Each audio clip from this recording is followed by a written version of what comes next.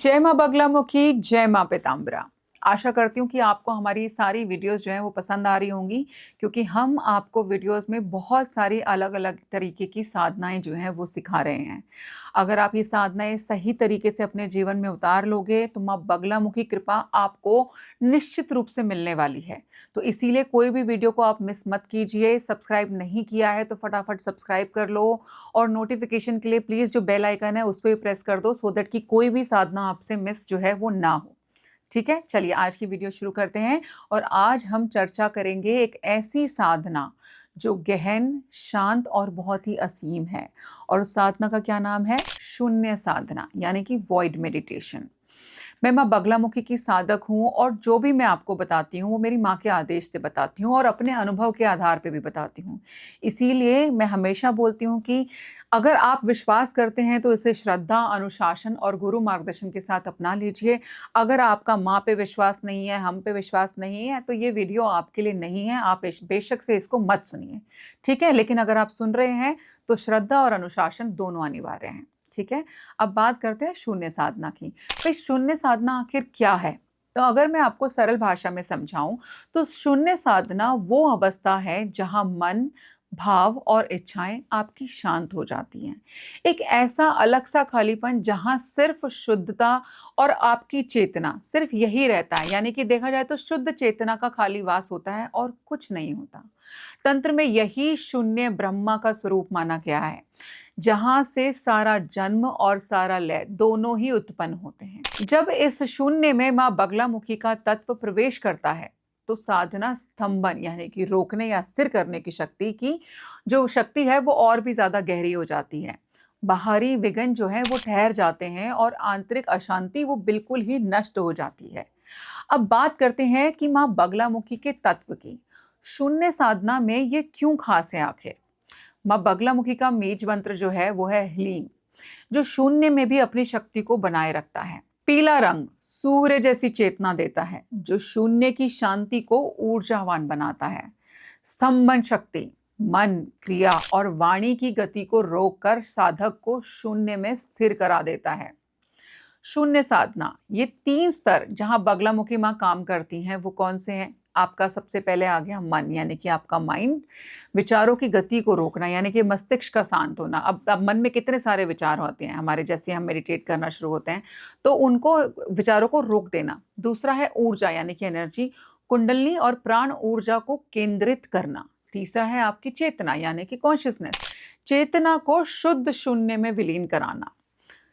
इस साधना की तैयारी के लिए आपको क्या-क्या करना चाहिए और कैसे करना चाहिए, आप कैसे तैयार हो जाएँगे? समय जो इस साधना के लिए रहेगा वो है मध्य रात्रि 12 बजे। श्रेष्ठ है ये समय इसके लिए। आप कृष्ण पक्ष की अष्टमी, मंगलवार या शनिवार से इस साधना को शुरू कर सकते हैं। स्थान कैसा होना चाहिए? आपको पता ही है, एकदम शांत हो, एकांत हो, व्यवधान रहित हो, मोबाइल आपके बंद होने चाहिए। वस्त्र कौन से पहनेंगे आप? पीले रंग के। पीले रंग के वस्त्र नहीं है तो कोई हल्के रंग के वस्त्र पहन लीजिए। सामग्री क्या चाहिए आपको? मेरी माँ बगलामुखी का यंत्र चाहिए। यंत्र नहीं है तो चित्र लगा लीजिए।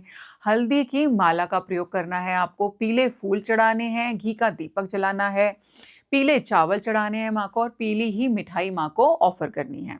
शुद्धता का आपको बहुत ज़्यादा ध्यान रखना है। स्नान करके ही ये साधना होगी, बिना स्नान के साधना नहीं होगी। सात्विक भोजन करेंगे आप साधना के दौरान और ब्रह्मचर्य का पालन करना अनिवार्य है। ठीक है?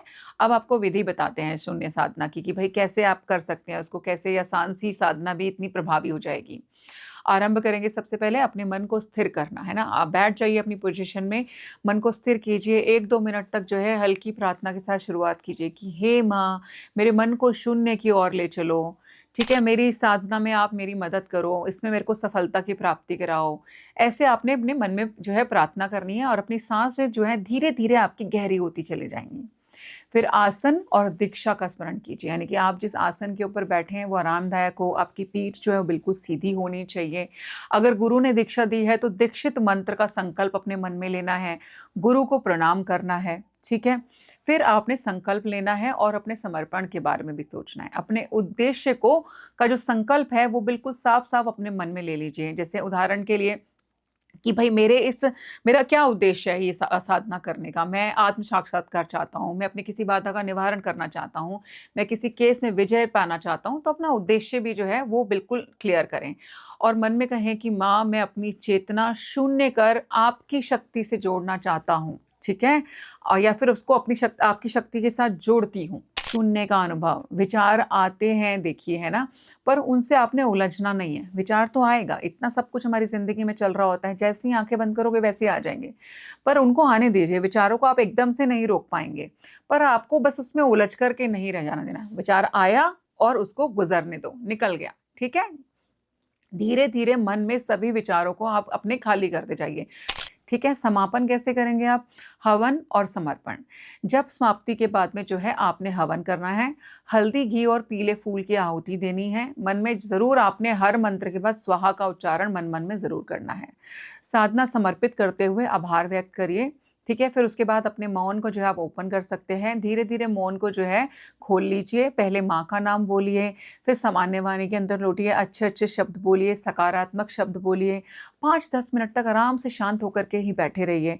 फिर धीरे-धीरे करके जो है बातचीत शुरू कीजिए, ठीक है? शून्य साधना के साथ-साथ आप कुछ उपयोग भी कर सकते हो, यानी कि कुछ प्रयोग कर सकते हो। आखिर वो प्रयोग क्या है? मान लीजिए अपने शत्रु को नियंत्रण करना चाहते हैं, तो अपने शत्रु का नाम पीले कागज़ के ऊपर लिख कर के माँ का जो यंत्र होगा ना उसके नीचे रख देना। लेकिन ऐसा करने से पहले अगर आपको गुरु दीक्षा मिली है और आप गुरु मंत्र का ही जो है जाप कर रहे हैं, तो अपने गुरु से आज्ञा लेना अनिवार्य है, ठीक है? आत्मशुद्धि की तरफ चलते हैं। रोज़ कम से कम जो है शून्य का आभास आपको होना चाहिए, और आभास तभी होगा जब आप उसका अभ्यास करेंगे। और अगर आप शून्यता का अभ्यास करेंगे तो आत्मनियंत्रण जो है वो बढ़ता है। तीसरा आता है वाक् सिद्धि। जी हाँ, निर्णय सिद्धि। शून्य से निकल कर के वाणी दृढ़ और स्पष्ट हो जाती है। बड़े निर्णय लाभदायक बनते हैं आपके, और बड़े-बड़े कार्य सिर्फ़ आपके बोलने मात्र से ही होने शुरू हो जाते हैं। कुंडलिनी का उत्थान, ये केवल आपने गुरु के मार्गदर्शन में ही करना है। कि अगर हम खुद से अपनी कुंडलिनी को सोचें, जागृत कर लेंगे, अवेकन कर लेंगे, तो लेने के देने पड़ जाएँगे, बहुत उल्टा भी हो सकता है, तो मत कीजिएगा। गुरु के सानिध्य में कीजिए, कोई प्रॉब्लम नहीं है। और कुछ सावधानियाँ जिनका आपको ध्यान रखना चाहिए। सबसे पहला, गुरु दीक्षा अनिवार्य है। शून्य साधना बहुत ही उच्च स्तरीय प्रक्रिया है, बहुत उच्च स्तर की साधना है। ये बिना गुरु के निगरानी में नहीं करनी चाहिए। नैतिक उद्देश्य क्या है? शक्ति का प्रयोग केवल धर्म, न्याय और सकारात्मकता के लिए करना है आपको। अपने खाली किसी को कष्ट पहुँचाने के लिए, किसी को दुःख पहुँचाने के लिए आप इसका प्रयोग नहीं कर सकते। शारीरिक और मानसिक स्वास्थ्य, यानी कि शारीरिक और मानसिक दोनों तरीके से आपका स्वस्थ होना भी यहाँ पे अनिवार्य है। अगर आपको दोनों रूपों में से किसी में भी कोई प्रॉब्लम है, तो भी आपको ये साधना नहीं करनी चाहिए। अति जप से भी बचिए। कई बार आपको लगता है कि हम बहुत सारा जप कर लेंगे तो पता नहीं क्या कुछ हो जाएगा, लेकिन नहीं, हर चीज़ का एक ना तरीका होता है। तो बिना तैयारी के अत्यधिक मनन अगर आप करेंगे तो उससे नुकसान भी हो सकता है। इसीलिए अपने गुरु से पूछ करके ही काउंट कीजिए कि भई मैं 100 का जाप करूँ, 1000 का जाप करूँ, 1 लाख का जाप करूँ। ये अपने गुरु से निर्देश लेकर के आप कीजिए। अगर आपको ये साधनाएँ अच्छी लग रही हैं, समझ में आ रही हैं, कोई और क्लैरिटी आप चाहते हो, तो नीचे कमेंट सेक्शन में मुझे कमेंट करके ज़रूर बताइए। जो लोग नए हैं हमारे चैनल को जल्दी से सब्सक्राइब कर लीजिए, क्योंकि हम जो है आपको यहाँ माँ बगलामुखी के साथ जोड़ने का अपनी तरफ से बहुत एक अच्छा प्रयास कर रहे हैं। आपको नई-नई साधनाओं के बारे में बता रहे हैं। तो अगर आप भी जानना चाहते हैं उन साधनाओं के बारे में, तो बिल्कुल भी मिस मत कीजिएगा। मेरी माँ बगलामुखी कृपा आप सबके ऊपर बनी रहे, आपकी साधना में दिन ब दिन और ज़्यादा गहराई आती जाए। जय माँ बगलामुखी, जय माँ पीताम्बरा।